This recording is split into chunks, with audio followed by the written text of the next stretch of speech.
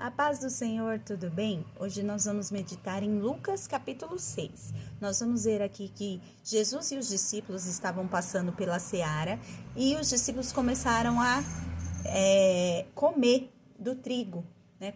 Colher ali para alimento. E nisso, os fariseus falaram, olha, não é lícito fazer isso no sábado. Aí Jesus fala para ele, vocês não viram que Davi, ele precisou comer o pão da preposição junto com seus homens, porque eles estavam com fome e era o que tinha para comer?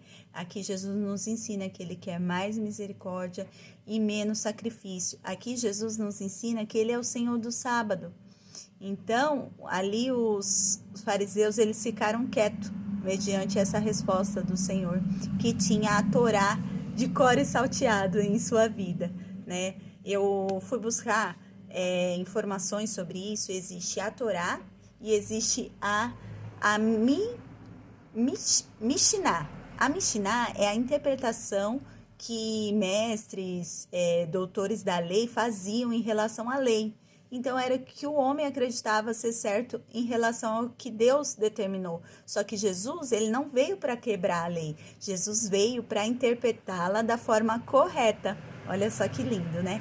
Em seguida, nós vamos ver sobre outro sábado, que Jesus estava numa sinagoga também. Tinha um homem da mão ressequida, da mão atrofiada. E Jesus manda ele ir para o meio. E os fariseus já olhando, falando, será que ele vai curar no sábado?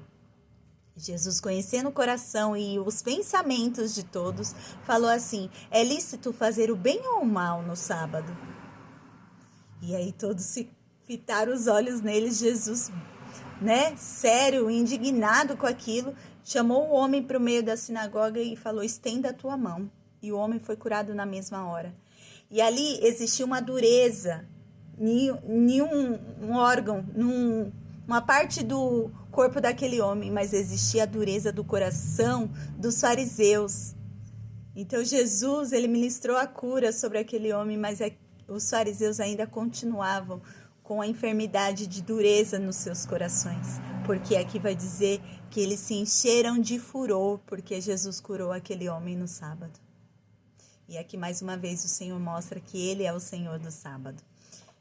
O texto vai dizer que Jesus, ele vai orar, e ele ora a noite inteira, porque ele tinha que tomar uma grande decisão no dia seguinte, que era escolher os seus 12 discípulos, e ele conversou com o Pai, ele orou ao Pai, já foi consagrando aqueles homens que ele estava escolhendo ao Senhor, para que eles conseguissem suportar, para que eles fossem homens valentes, e o Senhor orou, e Deus deu a revelação para ele de quais seriam esses 12 homens que iriam com ele. Jesus escolheu os 12 discípulos, 12 apóstolos naquele dia, porque existiam vários discípulos que seguiam Jesus, mas Jesus escolheu esses 12 como principais para iniciar o seu ministério.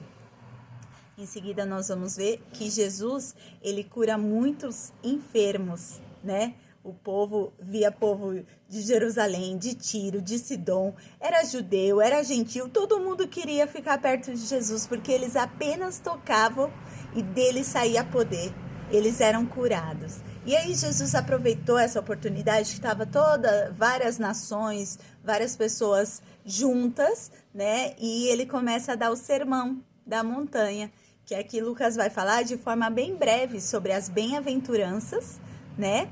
Bem-aventurados pobres, porque deles é o reino dos céus. Bem-aventurados que choram, porque é a vez de rir. Bem-aventurados os homens que forem odiados por conta do meu nome. Vocês receberão galardão, né? Regozijai-vos nesse dia quando isso acontecer, porque grande é o vosso galardão. Aqui o Senhor estava dizendo que todo aquele que tem necessidade, que tem fome, o Senhor vai suprir.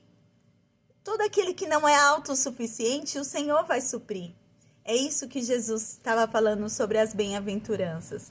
E ele fala também dos ais. Mas ai de vós, os ricos. Por quê?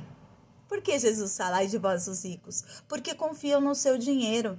Porque confiam em si mesmo. Porque não buscam em Deus o seu amanhã, mas se garantem naquilo que tem. E nós vamos ver que tem uma passagem na Bíblia que fala que um homem ele era tão rico, que ele falava, eu vou construir vários lugares para guardar os meus bens. E aí a palavra diz, amanhã mesmo te pedirão a tua alma. Olha só, tem tudo a ver com esse ai aqui que o Senhor está falando. Ai de vós que estáis fartos, porque vireis a ter fome. Ai de vós que agora rides, porque vireis a chorar. Ai de vós que se louvam. Olha só, aqui Jesus fala de muitas pessoas que elas só querem elogios, que elas não pregam o evangelho verdadeiro com medo de não serem aceitas. Ai de vós, o Senhor está dizendo, porque assim agiram os falsos profetas.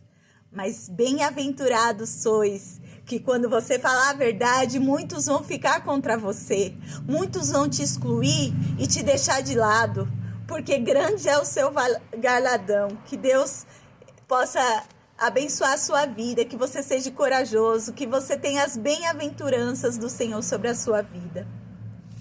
E aqui Jesus vai explicar sobre a questão da vingança, do amor, que Jesus fala, é muito fácil amar quem vos ama, assim faz os pecadores. Mas nós temos que amar os nossos inimigos, nós temos que perdoar os nossos inimigos, nós temos que emprestar sem pensar em receber de volta. Eu fiz isso por ele, ele tem que fazer isso por mim. Não, Jesus não quer. O reino do Senhor não é dessa maneira. Nós temos que emprestar e ficar em paz. Então que você venha ver que o Senhor, ele abençoa os bons e os maus. Esse é o reino do Senhor, ele não nos julga, ele não vê uma pessoa, esse eu vou fazer bem porque é o meu filho, esse eu vou fazer mal porque não é o meu filho. Deus não é assim, o reino dos céus não é dessa maneira, é um reino justo. É um reino justo, mas com misericórdia e graça. Esse é o nosso Deus. Nós vamos ver também sobre a questão do juízo. Primeiro tira a trava que está do teu olho e depois tira o cisco que está no teu irmão. Ele fala, não fala para você não julgar o seu irmão, fala, mas quando você já tiver se julgado, quando você já tiver endireitado a sua vida, você vai poder ajudar o seu irmão a enxergar melhor. Então, que a gente, com a mesma medida que a gente julgar, a gente vai ser julgado. O que a gente quer que as pessoas nos façam, que a gente faça para os outros também. Gente, são coisas tão pequenas, mas que a gente pode fazer a diferença. Por que esse tempo, essa geração, nós somos tão egoístas? Nós temos que repreender o nosso egoísmo. Nós temos que olhar para que o Senhor nos ensinou, que nós precisamos de mais amor, que nós precisamos não pensar só no nosso bem.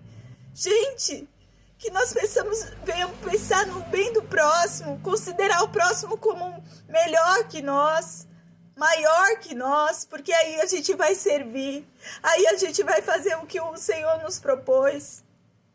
Aqui fala assim, como pode um cego guiar outro cego? Ambos cairão no barranco. Então que nós venhamos ser guiados por mestres, por pastores, por pessoas que nos dão a direção, que nos leva ao céu. Pessoas que têm o fundamento na palavra. Porque aqui você não erra, essa é a base de tudo. E por isso a importância de você meditar nela de dia e de noite, porque o seu coração vai estar cheio dela. E quando vier os dias difíceis, e quando vier as tentações, você vai ter a palavra. O inimigo vai fugir de você, porque da sua boca vai sair a palavra. Aleluia! E aqui fala que as árvores e os seus frutos, que uma árvore boa, ela não pode produzir frutos maus, e uma árvore má não pode produzir frutos bons. Então que a gente venha observar os profetas, os pastores, pelos frutos que eles dão. E não só pelo que eles falam. Aqui o Jesus fala, porque me chamais Senhor, Senhor, e não fazem o que eu mando. Porque todo aquele que me obedece é semelhante àquele que construiu a sua casa sobre a rocha. E veio a tempestade e ela não foi abalada. Mas todo aquele que não me obedece, eu comparo àquele que construiu sua casa sobre a areia. Que vem a tempestade e logo ela desaba.